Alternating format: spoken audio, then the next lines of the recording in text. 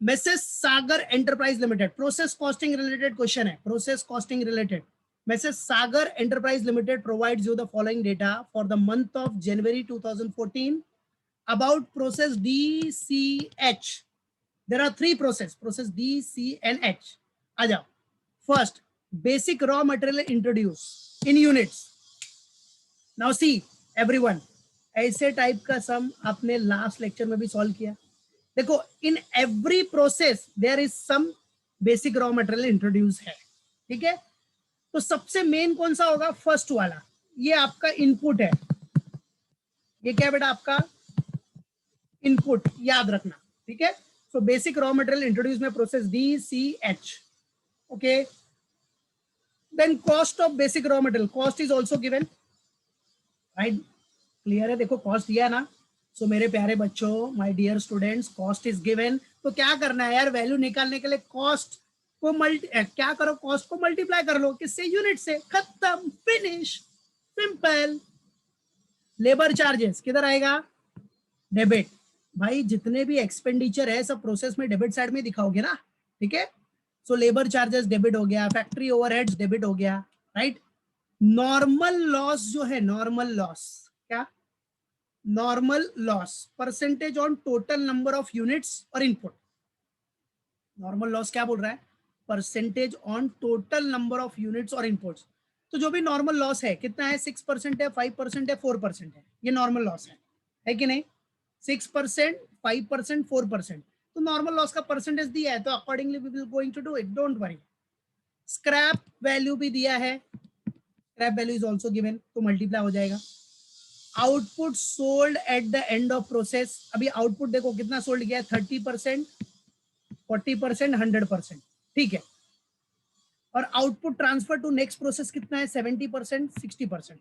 अब देखो, हाँ, सी एवरीवन, प्रोसेस डी में जो भी एक्चुअल आउटपुट होगा, एक्चुअल आउटपुट नहीं दिया इधर, आउटपुट कितना बचा है, कितना है आउटपुट, कितना निकला है, वो उसके बारे में कोई इंफॉर्मेशन नहीं दिया।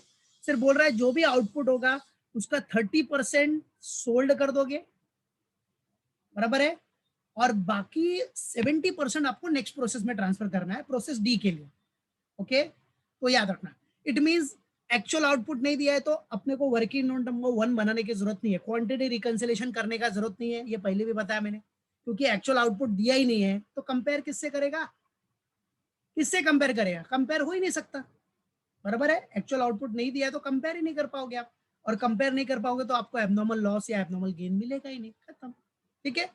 फिर प्रोसेस सी में 40% और 60%, क्या 40% और 60% है प्रोसेस सी। तो इधर जो 40% और 60% है वही same, output sold at the end of the process 40% है और ट्रांसफर्ड किया है 60%, ठीक है। और प्रोसेस एच में पूरा 100%, ठीक है। चलो, selling price per unit of the output sold at the end of the process. अभी सेलिंग प्राइस क्या है per unit of the output sold? 13.5 है, 17.5 है और 18.5, ओके। ये डेटा अपने पास अवेलेबल है। Selling price per unit 13.5, 17.5, 18.5, clear. चलो, अदर कॉमन एक्सपेंसेस। तो सेलिंग प्राइस किसके लिए यूज होगा? सेल्स के लिए, जो सेल करते हो उसके लिए सेलिंग प्राइस यूज होगा, खत्म, फिनिश। अब क्या बोल रहा है बेटा? Other common expenses not chargeable to process account. See कौन कौन सा? First, office and admin overheads कितना है? 30,000। कितना है ऑफिस एंड एडमिन ओवरहेड? 30,000, ठीक है। सेलिंग एंड डिस्ट्रीब्यूशन ओवरहेड कितना है? 23,636, ठीक है। अब ये अदर कॉमन एक्सपेंसेस है, राइट, ये कॉमन एक्सपेंसेस दिया है, तो कौन कौन सा है देख लो। Other common expenses not chargeable to process account बोल रहा है, क्या बोल रहा है? Other common expenses not chargeable. अब नॉट चार्जेबल मतलब आप प्रोसेस अकाउंट में उसको चार्ज नहीं करोगे, करोगे क्या? नहीं करोगे, ये कॉमन एक्सपेंस है। अब बोलोगे सर ये कॉमन एक्सपेंस है, जब प्रोसेस में चार्ज नहीं करेगा तो किधर करेगा? बेटा किधर करोगे? कॉस्टिंग पीरियड में कर देना, उसमें क्या हो गया? प्रॉफिट एंड लॉस है ना, कॉस्टिंग पीरियड है, उसमें कर दो, ठीक है। Now you are required to prepare process DCH indicating clearly profit or loss in each process and you have to prepare costing P&L account also, ठीक है बच्चा, ठीक है। तो आपको इधर क्या बनाना है बच्चों लोग, process D, process C, process H account and costing PNL account. Not it dear students, तो ये आपको बनाना है। अब इसी के बेसिस पे आप लोग सॉल्व करोगे। तो चलो let's get ready everyone with your calculator, ठीक है, कैलकुलेटर नोटबुक सब निकाल लो। अभी आप step by step we will going to solve it, we will going to solve it step by step. Now for solving the sum, सबसे top पे company name that is Messrs Sagar Enterprise Limited. कितने process account है, 3 process account which we have to make it. Process D particulars units rate amount, particulars units rate amount process D में, फिर same process सी के लिए, फिर process H के लिए, 3 process हो गए। उसके बाद आपका क्या आएगा, देखो कॉस्टिंग प्रॉफिट एंड लॉस भी बोला है बनाने के लिए, तो कॉस्टिंग प्रॉफिट एंड लॉस बना दिया। वो जो कॉमन एक्सपेंस है ना ऑफिस एंड एडमिनिस्ट्रेशन एक्सपेंस वाला, सेलिंग एंड डिस्ट्रीब्यूशन के लिए, उसका कॉमन एक्सपेंस के लिए पीएनएल बना दिया हमने, कॉस्टिंग पीएनएल। अब यहाँ कॉस्ट पढ़ रहे तो कॉस्टिंग पीएनएल आ गया। उसके बाद वर्किंग नोट नंबर 1 जो है वो है होता है that is what, for quantity reconciliation. But वो तो आएगा ही नहीं ना यार, क्वांटिटी रिकंसिलेशन का वर्किंग नोट क्यों नहीं आएगा, बताया ना मैंने रूल। एक्चुअल आउटपुट, आउटपुट दिया ही नहीं है क्वेश्चन में। आउटपुट दिया है क्या कि आउटपुट इतना 10,000 यूनिट्स है, 12,000 यूनिट्स है, नहीं दिया है। तो आउटपुट नहीं दिया रहेगा ना, तो वर्किंग नोट नंबर 1 पे टाइम वेस्ट नहीं करने का, क्वांटिटी रिकंसिलेशन का वर्किंग नोट बनाने का नहीं। सेकंड आ जाएगा cost per unit, cost per unit तो बनाना ही है आपको वैसे भी, number, particulars, process D, process C, process H, ठीक है, सब बना दिया हमने, करेक्ट। चलो सब रेडी हो गया। अच्छा हाँ, कॉस्ट पर यूनिट में आ जाओ स्टेप बाय स्टेप। चलो फर्स्ट क्या होता है कॉस्ट पर यूनिट में, कॉस्ट ऑफ प्रोसेस, इसमें क्या होता है ओनली डेबिट साइड टोटल, है ना। फिर लेस क्या करते हैं हम, normal loss value, less normal loss value.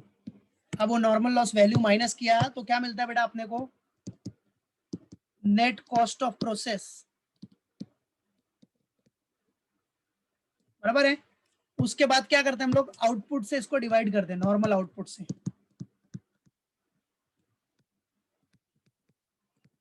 ठीक है। नॉर्मल आउटपुट से डिवाइड करने के बाद फाइनली अपने को आंसर जो मिलेगा that is what, are CPU,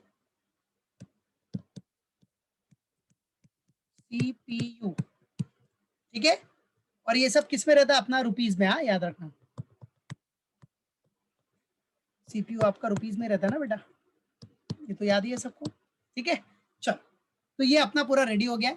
अब आ जाओ क्वेश्चन देखो और फटाफट एंट्री करो। चलो प्रोसेस डी में आ जाओ। सबसे पहले प्रोसेस डी में क्या आ जाएगा, इनपुट, इसको आप बोलते हो basic raw material introduced, basic RM मतलब रॉ मटेरियल इंट्रोड्यूस्ड, ठीक है।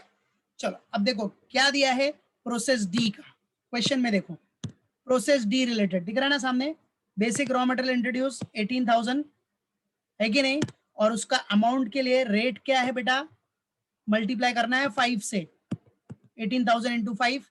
उसके बाद जो जो खर्च है, लेबर, फैक्ट्री ओवरहेड्स, राइट है, जो जो डेबिट है वो सब डेबिट कर देना आपने को, बराबर, यस। आ जाओ।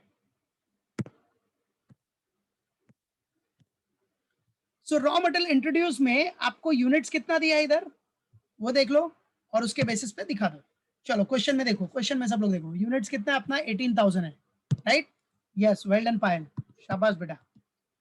18,000 रेट है 5 का और अमाउंट हो गया 90,000, वेरी गुड। चलो उसके बाद और कुछ है डेबिट में खर्चे, यस, क्या है फर्स्ट, लेबर चार्जेस, भाई जो भी एक्सपेंडिचर है that will be debited, so labour charges how much, 52,000। Then after labour charges क्या बेटा, टू फैक्ट्री ओवरहेड्स,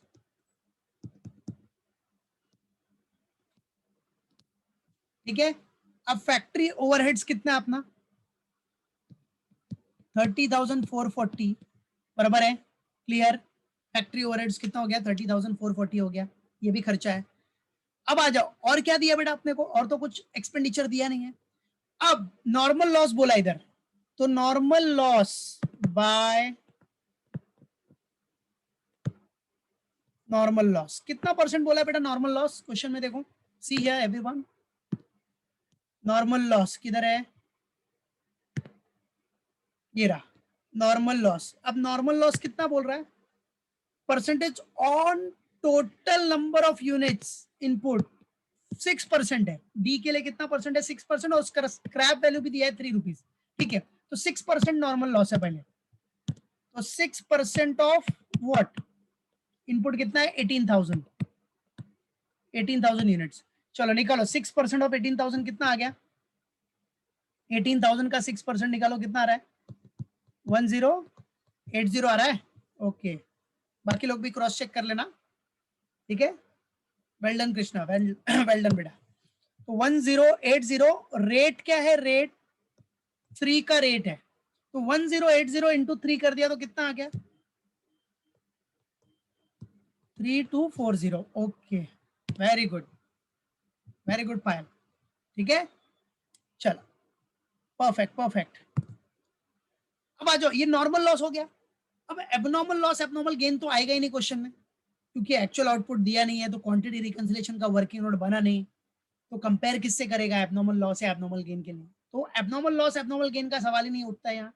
चलो उसके बाद क्या बोल रहा है क्वेश्चन में कि जब भी ये प्रोसेस खत्म होगा, तो खत्म हो गया, अब तो कुछ है नहीं इसमें, तो क्या बोल रहा है बेटा? सी, आउटपुट उसमें से सोल्ड करना है आपको 30% और 70% ट्रांसफर करना है नेक्स्ट प्रोसेस में। ओके, आ जाओ। अब देखो एवरीवन, कैलकुलेटर लेके बैठना। अब क्या बोल रहा है? 30% आप क्या करोगे? आउटपुट सोल्ड करोगे, सोल्ड। ठीक है, अब 30% किसका? 30% देखो 18,000 माइनस 1080, 18,000 में से 1080 माइनस कर दो, कितना बच रहा है? 18,000 में से 1080 माइनस करोगे तो क्या होगा? कितना यूनिट्स आएगा वो करके देखो, बराबर है? 18,000 माइनस 1080 करो, कितना आ रहा है बताओ? वही उसमें से क्या होगा उतना आप आउटपुट क्या करोगे? सोल्ड कर दोगे, मतलब सेल्स। तो बाय सेल्स, करेक्ट। कितना परसेंट? 30% of what? तो 18,000 है माइनस क्या? 1080, तो कितना आ गया? 16,920। Very good, well done by, perfect. तो ऑफ 16,920, तो 30% ऑफ 16,920 निकालो जरा, कितना आ रहा है बोलो, tell me. Yes, perfect perfect, very good. ठीक है, तो इसका 30% आया 5076। Okay, very good, well done Satvik, well done Payal, very good Krishna. 5076 ये आपका सेल है। ठीक है, अब सेल प्राइस भी दिया है क्वेश्चन में, selling price per unit is given in the question. See, you can see here कितना है सेलिंग प्राइस पर यूनिट? 13.5 है। ओके, तो मल्टीप्लाइड बाय 13.5 कर दो, अमाउंट कितना आ रहा है? 5076 इंटू 13.5 कितना आ रहा है? 68,526। बाकी लोग भी करके देख लो, चेक कर लो, इतना ही आ रहा है 68,526। ओके बेटा भाई, वेल डन कृष्णा। 68,526, ठीक है, 68,526 आपका आंसर आ रहा है। Yes, well done Jaymin.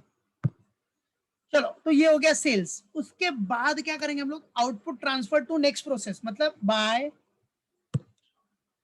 Bye output, जो नेक्स्ट प्रोसेस में कितना ट्रांसफर करना है आपको? 70%। By output transfer to next process, कौन सा होगा? Process C. By output transfer to process C account. चलो कितना? 70% ऑफ व्हाट?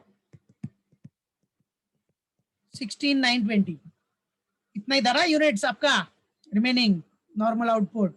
तो सिक्स कितना है? 16,920 का 70% निकाल लो, कितना आ रहा है? 16,920 इंटू 70% करो। ओके, 11,844। वेरी गुड पायल। 11,844। ठीक है, अब बेटा आउटपुट के लिए रेट कौन सा लगता है? रेट सीपीयू का रेट। तो सीपीयू के लिए आ जाओ वर्किंग नोट में, आ जाओ वर्किंग नोट करने के लिए। तो वर्किंग नोट करने के लिए आ जाओ, पहले क्या चाहिए अपने को? डेबिट का टोटल। डेबिट का टोटल मार लो जरा, कितना आ रहा है डेबिट साइड टोटल? पूरा डेबिट का टोटल है 172,440। ओके, वेरी गुड पायल, वेल डन पारस। 172,440 चेक करना, बाकी लोग भी एक बार क्रॉस चेक कर लो। 172,440 आ रहा है क्या? 172,440। अभी नॉर्मल लॉस का वैल्यू कितना था? नॉर्मल लॉस का वैल्यू सी 3240, वैल्यू कितना है? 3240, तो माइनस 3240 नॉर्मल लॉस का वैल्यू है। चलो अब माइनस करो, 172,440 माइनस 3240 कितना आ गया? यस 169,200।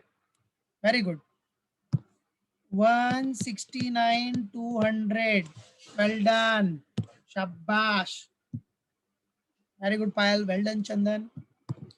ठीक है, चलो ये नेक्स्ट कॉस्ट ऑफ प्रोसेस आ गया। अब नॉर्मल आउटपुट कितना है? नॉर्मल आउटपुट, नॉर्मल आउटपुट देखो निकला ना इधर, ये देखो 18,000 में से 1080 आपने माइनस किया था, तो नॉर्मल आउटपुट कितना मिला था आपको? कितना मिला था? 16,920। यही था ना आपका नॉर्मल आउटपुट। नॉर्मल आउटपुट आता कैसे? जितना भी आपके पास इनपुट है उसमें से नॉर्मल लॉस माइनस करोगे तो नॉर्मल आउटपुट, क्योंकि 18,000 में से 1080 माइनस किया तो 16,920 आया, राइट? तो चलो, तो 16,920 ये आपका नॉर्मल आउटपुट हो गया। चलो अब डिवाइड कर लो, कितना आ रहा है बोलो? सीपीयू कितना आएगा? 10। वेरी गुड, शाबाश, क्या बात है। तो सीपीयू आ गया आपका 10। तो आ जाओ इधर 10 से मल्टी, अभी देखो सीपीयू आ गया ना, तो मल्टीप्लाइड बाय 10 कर दो, तो 11,844 इंटू 10 कितना आ रहा है अभी? 11,844 इंटू 10 करो, यस 1,18,440, 1,18,440। Got it? क्लियर? ये हो गया अपना डन। अभी आ जाओ, इतना हो गया बराबर। अब टैली कर लो, चलो क्लोज करो।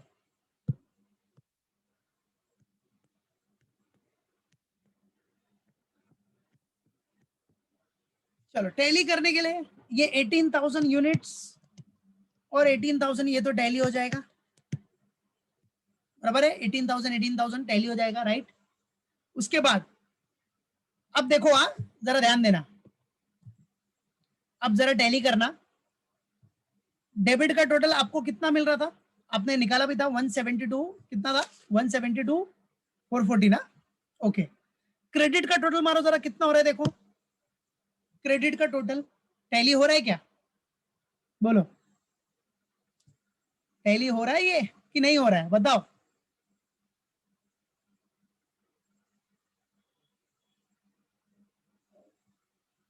हाँ, तो क्रेडिट का टोटल आया है आपका 1,90,206, मतलब क्रेडिट ज्यादा है 1,90,206। तो जो ज्यादा रहेगा उसको दोनों साइड में लिखना है, बराबर है? अरे बेटा सिंपल सा फंडा है, क्यों ज्यादा होगा? अब आपने सेल किया ना, इधर सेल किया है ना, तो प्रॉफिट तो हुआ रहेगा, है कि नहीं? सेल किया तो प्रॉफिट हुआ रहेगा, तो कितना प्रॉफिट हुआ रहेगा वही आपका इधर बैलेंसिंग फिगर आ जाएगा एज अ प्रॉफिट, वो बैलेंसिंग फिगर आ जाएगा। देखो इधर कॉस्ट सुनो, लिसन एवरीवन, कॉस्ट था 10 रुपीज, सीपीयू 10 रुपीज है, बट आप जो आउटपुट है उसको सेल कर रहे हो 13.5 में, 13.5 में सेल कर रहे हो, तो प्रॉफिट तो होगा ही ना, करेक्ट है? तो प्रॉफिट आपको बैलेंसिंग फिगर मिल जाएगा, और नई बैलेंसिंग फिगर निकालना है तो 5076, और ये दोनों देखो कॉस्ट 10 है और प्रॉफिट कितना है 13.5, तो डिफरेंस कितना हो गया? कितना सॉरी, सेल प्राइस कितना है 13.5, तो कितना प्रॉफिट कमाया? 3.5 एक यूनिट पे, तो 3.5 इंटू 5076 कर लो, कितना आ रहा है देखो?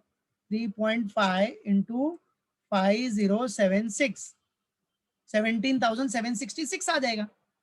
तो अगर इतना दिमाग नहीं लगाना है ना, तो क्या करने का, जो बैलेंसिंग फिगर आएगा वही लिख देने का, to costing P&L, to costing profit and loss account, that's it. बराबर है क्या बेटा, टू कॉस्टिंग P&L अकाउंट। ठीक है, कितना 19206 और ये माइनस किया तो कितना आ गया 17,766। याद रखना, अगर आपके क्वेश्चन में सेल है, क्वेश्चन में सेल है और फिर बैलेंसिंग फिगर आ रहा है तो समझ जाने का प्रॉफिट या लॉस ही होगा। ठीक है, तो आपको उतना मेहनत करने की भी जरूरत नहीं होगी एग्जाम में, टाइम अगर नहीं है तो, कि ये कॉस्ट 10 है, सेलिंग प्राइस 13.5 है, तो प्रॉफिट हुआ 3.5 का, कितना यूनिट सेल किया है 5076, मल्टीप्लाई करो, तो उतना टाइम वेस्ट करने का जरूरत नहीं पड़ेगा बस। लेकिन याद रखने का, समझ के रखने का कि ऐसा होता है कि 10 है, 13.5 है, तो 3.5 का बेनिफिट हो गया, यूनिट्स कितना बेचा 5076, मल्टीप्लाई कर दिया, खत्म। बराबर है, वो याद रखने का। और एग्जाम में क्या, आपके पास टाइम कम है तो फटाफट बैलेंसिंग फिगर जो आया कॉस्टिंग P&L में डाल के छोड़ देने का, खत्म, डन। ठीक है, कॉस्टिंग P&L क्लियर, बराबर है, हो गया डन सबका, क्लियर है, पक्का। चलो, हाँ कोई बाकी है तो कर लो फटफरी वन। आउटपुट जो ट्रांसफर्ड किया है प्रोसेस सी में वो इनपुट हो जाएगा, करेक्ट। अब प्रोसेस सी के लिए ये जो आउटपुट ट्रांसफर्ड किया है ना आपने, आ जाओ, वो इधर आ जाओ, ये इसका इनपुट बन जाएगा। तो टू लिखने का क्या है, to output transferred from process D account. चलो, आउटपुट ट्रांसफर्ड हुआ है प्रोसेस डी से, कितना है 11,844, 11,844। रेट क्या है, रेट 10 का रेट था, 10, और उसके बाद 1,18,440, 1,18,440। ठीक है, करेक्ट। सो 11,844 10 का रेट है, और ये कितना हो गया 1,18,440 हो गया। गॉट इट, क्लियर, वो सेम आपने उतार दिया जाए। ओके, चलो अभी सेम आ जाओ। अब प्रोसेस सी के लिए क्या क्या डेटा अवेलेबल है अपने पास, देखो क्वेश्चन में देखो। अब प्रोसेस सी में देखो बच्चा लोग क्या दिया है, पहला प्रोसेस सी में, प्रोसेस सी में भी आपका रॉ मटेरियल इंट्रोड्यूस है 3156 और रेट है 6, तो डाल दो। इधर भी प्रोसेस सी में भी रॉ मटेरियल इंट्रोड्यूस है, तो दिखा दो, टू रॉ मटेरियल इंट्रोड्यूस,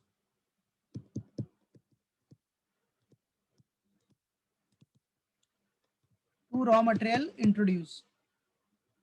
ये सब हम लोग कंटिन्यू करेंगे नेक्स्ट लेक्चर में, जहां तक हुआ है उसके बाद से कंटिन्यू होगा बेटा, याद रखना। तो चलो, रॉ मटेरियल इंट्रोड्यूस कितना है अपना 3156, तो रेडी रहना सब लोग नेक्स्ट लेक्चर में कैलसी के साथ साथ। ठीक है, और जितना हो सके उतना कैलकुलेशन तो करके रखो ना, बाकी तो अभी मालूम पड़ेगा ना कैसे करना है। ठीक है, खाली आंसर चेक करना। 3156, रेट क्या है, रेट अपना 6 का रेट था उसका, और अमाउंट कितना आ गया 18,000 कितना 936, ओके 18,936। ठीक है, चलो अब फिर to labour charges, labour charges expense दिया है अपने को, कितना दिया एक्सपेंस 36,000। ठीक है, और to factory overheads, factory overheads, factory overheads कितना बेटा 14,874। ठीक है, बराबर, क्लियर, यहां तक हो गया अपना, राइट। अब इसके बाद जो है वो हम लोग कंटिन्यू करेंगे नेक्स्ट लेक्चर में। अब इसके बाद क्या करना है अपने को, वही सेम